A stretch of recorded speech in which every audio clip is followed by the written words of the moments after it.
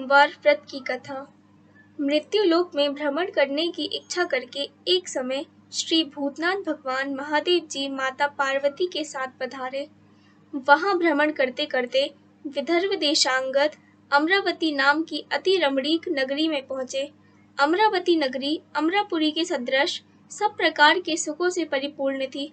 उसमें वहां के महाराज का बनवाया हुआ अति रमणीक शिव जी का मंदिर बना था। उसमें भगवान शंकर भगवती पार्वती के साथ निवास करने लगे। एक समय माता पार्वती ने प्राणपति को प्रसन्न देख के मनोविनोद करने की इच्छा से बोली, हे महाराज, आज तो हम दोनों चौसर खेलेंगे। शिव जी प्राणप्रिय की बात को मान लिया और चौसर खेलने लगे। उस समय इस स्थान पर मंदिर का पुजारी ब्राह्मण मंदिर में पूजा करने को आया। माता जी ने ब्राह्मण से प्रश्न किया कि पुजारी जी बताओ, इस बाजी में दोनों में किसकी जीत होगी। ब्राह्मण बिना विचारे ही शीघ्र बोल उठा कि महादेव जी की जीत होगी।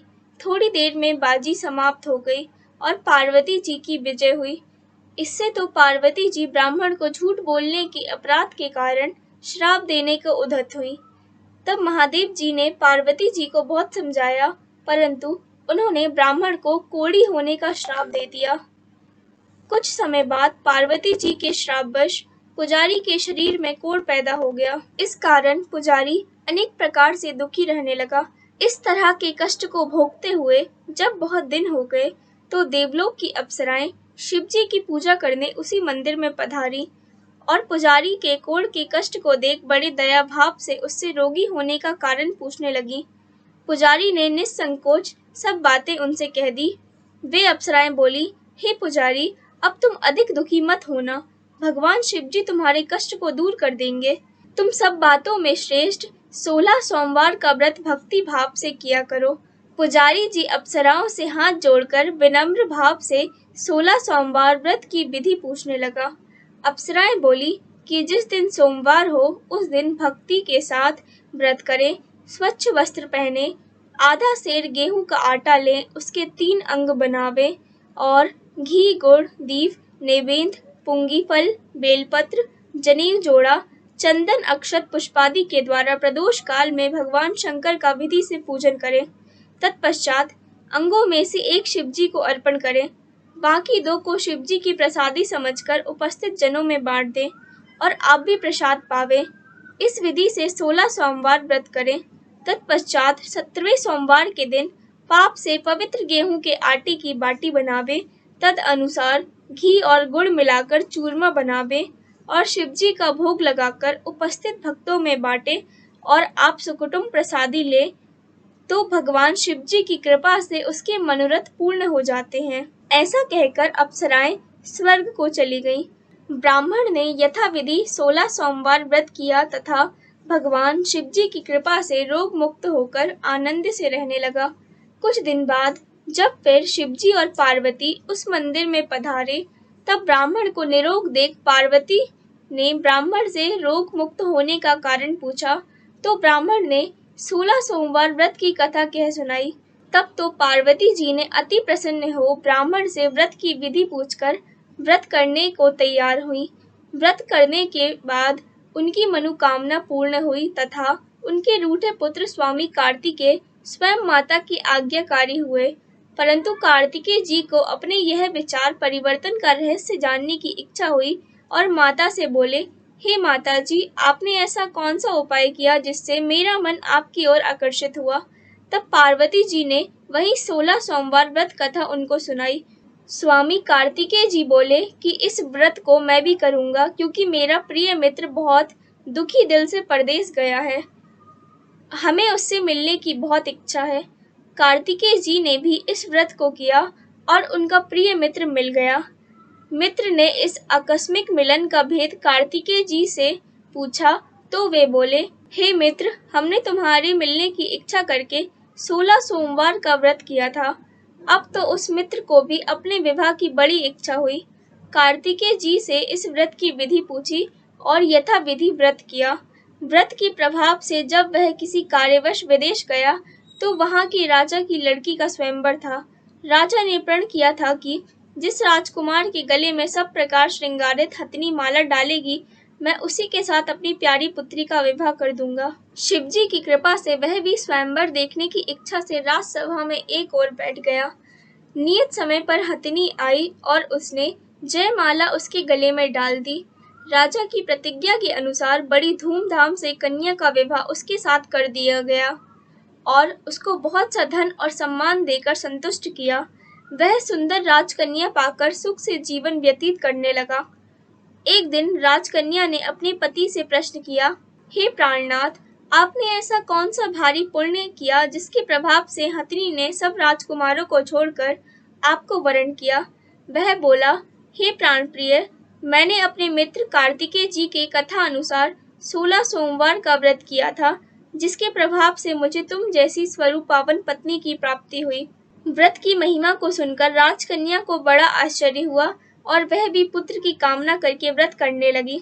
शिवजी की दया से उसके गर्भ से एक अति सुंदर, सुशील, धर्मात्मा और विद्वान पुत्र उत्पन्न हुआ।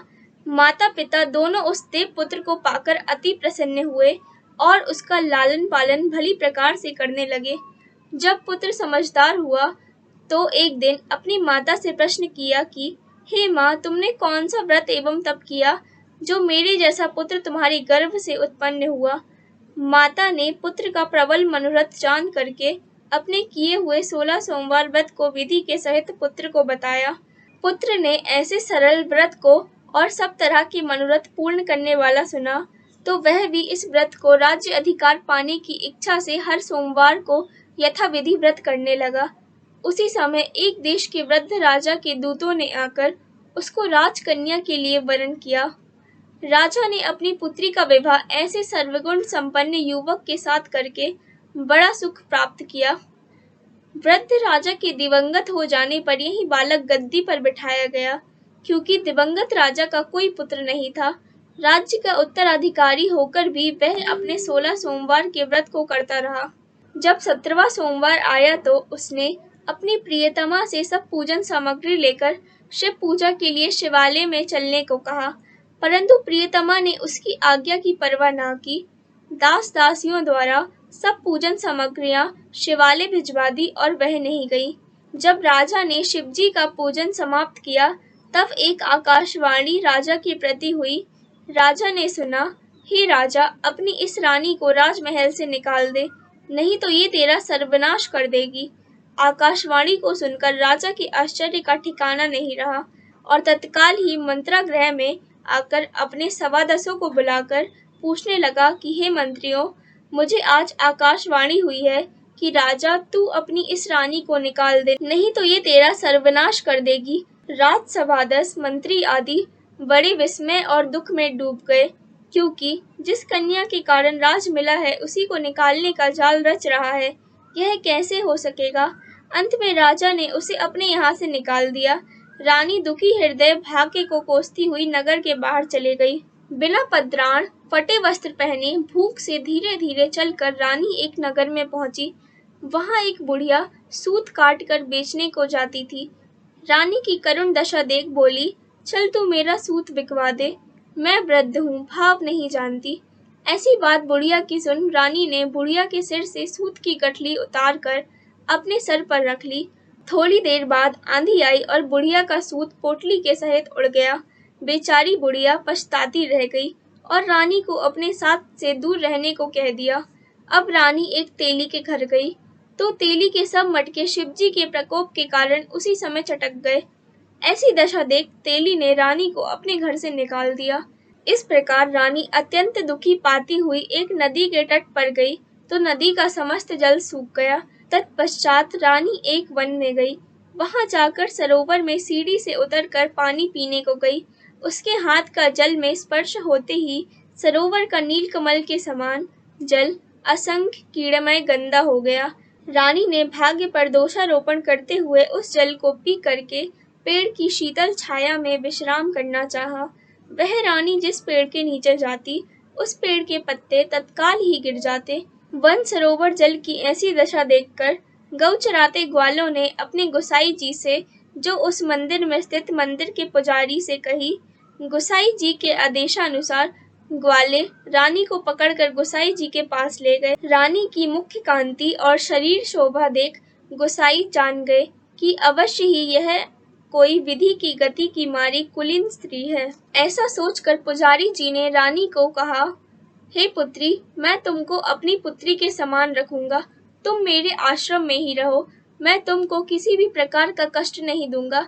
गोसाई जी के ऐसे वचन सुनकर रानी को धीरज हुआ और आश्रम में रहने लगी।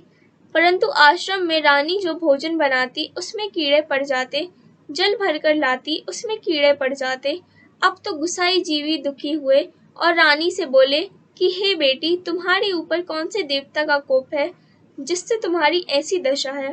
पुजारी की बात सुन रानी ने शिवजी के पूजन का बहिष्कार करने की कथा सुनाई तो पुजारी शिवजी की अनेक प्रकार से स्तुति करते हुए रानी से बोले कि देवी, तुम सब मनोरथों को पूर्ण करने वाले 16 सोमवार व्रत को करो, उसके प्रभाव से अपने कष्ट से मुक्त हो सकोगी। गोसाई जी की बात सुनकर रानी ने 16 सोमवार व्रत को विधिव्रत संपन्न किया और 17वें सोमवार को पूजन के प्रभाव से राजा के हृदय में विचार उत्पन्न हुआ कि रानी को गए बहुत समय व्यतीत हो गया है, ना जाने कहाँ कहाँ भटकती होगी, ढूंढना चाहिए। यह सोच रानी को तलाश करने के लिए चारों दिशाओं में दूत भेजे। वे दूत रानी को देखते हुए पुजारी के आश्रम में पहुंचे। वहां रानी को पाकर पुजारी से रानी को मांगने लगे, परंतु पुजारी ने उनसे मना कर दिया। तो दूत चुपचाप लौटे और आकर महाराज के सम्मुख रानी का पता बतलाया। रानी का पता पाकर राजा स्वयं पुजारी के आश्रम में गए और पुजारी से प्रार्थना करने लगे कि महाराज, जो देवी जी आपके आश्रम में रहती हैं वह मेरी पत्नी है। शिवजी के कोप से मैंने इनको त्याग दिया था, अब इन पर से शिवजी का प्रकोप शांत हो गया है, इसलिए मैं इन्हें लेने आया हूँ। आप इनको मेरे साथ जाने की आज्ञा दे दीजिए। गोसाई जी ने राजा के वचन को सत्य समझकर रानी को राजा के साथ जाने की आज्ञा दे दी। गोसाई की आज्ञा पाकर रानी प्रसन्न होकर राजा के साथ महल में आई। नगर में अनेक प्रकार के बाजे बजने लगे। नगर वासियों ने नगर के दरवाजे तथा नगर को तोरण फंदावारों से विविध विधि से सजाया। घर घर में मंगल गान होने लगे। पंडितों ने विविध वेद मंत्रों का उच्चारण करके अपने राजा रानी का स्वागत किया। ऐसी अवस्था में रानी ने पुनः अपनी राजधानी में प्रवेश किया। महाराज ने अनेक तरह से ब्राह्मणों को दान आदि देकर संतुष्ट किया। याचकों को धन्य दान दिया। नगरी में स्थान स्थान पर सदा व्रत खुलवाए, जहाँ भूखे लोगों को भोजन मिलता था। इस प्रकार से राजा शिवजी की कृपा का पात्र हो राजधानी में रानी के साथ अनेक तरह के सुखों का भोग करते सोमवार व्रत करने लगे। विधिव्रत शिव पूजन करते हुए इस लोक में अनेक सुखों को भोगने के पश्चात शिवपुरी को पधारे। ऐसे ही जो मनुष्य मनसा वाचा कर्मणा पूजन द्वारा भक्ति सहित 16 सोमवार का व्रत पूजन इत्यादि विधिव्रत करता है, वह इस लोक में समस्त सुखों को भोग करके अंत में शिवपुरी को प्राप्त होता है। यह व्रत सब मनोरथों को पूर्ण करने वाला है।